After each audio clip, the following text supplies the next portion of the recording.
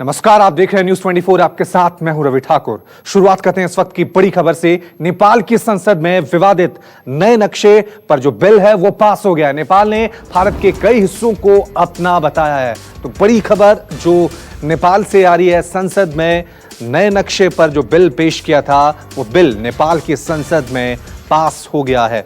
लगातार विवाद बन रहा था भारत और नेपाल के बीच सरहद पर, और इसको लेकर नेपाल ने एक बिल पेश किया था जिसमें भारत के कई हिस्सों को अपने मैप में दर्शा दिया था, जिसकी साफ तौर से भारत ने आलोचना भी की थी और उस नक्शे को साफ तौर से झूठा भी बताया था और चेतावनी भी दी थी नेपाल को। अब नेपाल की संसद में यह बिल पेश किया गया जो पास भी हो गया है। चलिए इस खबर पे और ज्यादा अपडेट के लिए सीधा रुकते हैं हमारे वरिष्ठ सहयोगी डॉक्टर संजीव त्रिवेदी का। संजीव, लगातार तनातनी बनी हुई थी मैप को लेकर, लेकिन अब बिल जो है जो इस मैप को लेकर लाया गया था वो पास भी हो गया है।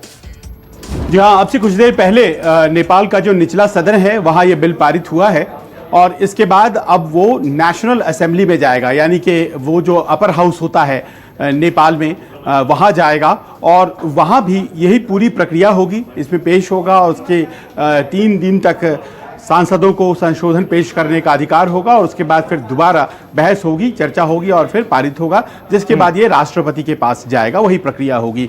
ये बहुत बड़ी उपलब्धि नहीं कही जा सकती है प्रधानमंत्री ओली की, क्योंकि जहां भी संप्रभुता का मामला आता है तो तमाम डिफरेंसेस, चाहे देश कोई भी हो, उस वक्त खत्म हो जाते हैं। कोशिश यही होती है कि उस सरकार के बिल के साथ चला जाए, लेकिन अपने आप में भारत और नेपाल के संबंधों में आखिर नेपाल ऐसा क्यों कर रहा है जिसमें कि बातचीत और डेलिब्रेशंस के सारे दरवाजे बंद हो जाए, ये बात समझ में नहीं आ रही है।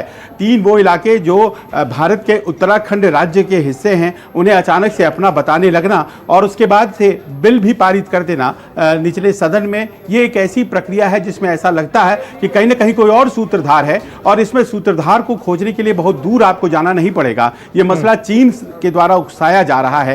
पर आश्चर्य की बात देखिए ये है यहाँ पर कि बुधवार को जब इन्होंने बिल पेश किया था और बिल को पारित कराने के लिए ध्वनिमत से उस दिन कंसीडर कर लिया गया था, उसके बाद एक कमीशन बिठाया गया है और वो कमीशन ये जांच करेगा कि आखिरकार वो 3 हिस्से हमारे कैसे हैं। जब आप अभी तक उन 3 हिस्सों के बारे में कमीशन ही बिठा रहे हैं तो फिर नेपाल में बिल कैसे पास हो गया? तो ये ऐसे सवाल है जो कि कहीं ना कहीं नेपाल के प्रधानमंत्री केपी ओली से पूछे जाएंगे और ऐसा लग रहा है कि नेपाल या बाकी के लोगों से तो दिक्कत नहीं है, वहां जो नेतृत्व है फिलहाल वो भारत के साथ दोस्ताना रवैया नहीं रखता है। लेकिन अब सवाल संजीव यही है कि बिल जो है, आप जैसा कह रहे हैं कि संसद के निचले सदन में वहां पर पास हुआ है, अब भारत का अगला कदम क्या होगा? क्योंकि विदेश मंत्रालय ने साफ तौर से इस मैप का, इस बिल का विरोध किया था।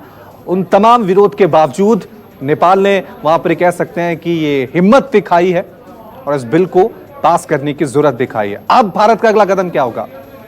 देखिए, मैं इसको इस तरह से देखूंगा कि हिम्मत की बात नहीं है, वो संप्रभु राष्ट्र है, वो कुछ भी कर सकते हैं, लेकिन भारत और नेपाल की जो मित्रता है वो ज़रूरतों पर तो आधारित है नहीं।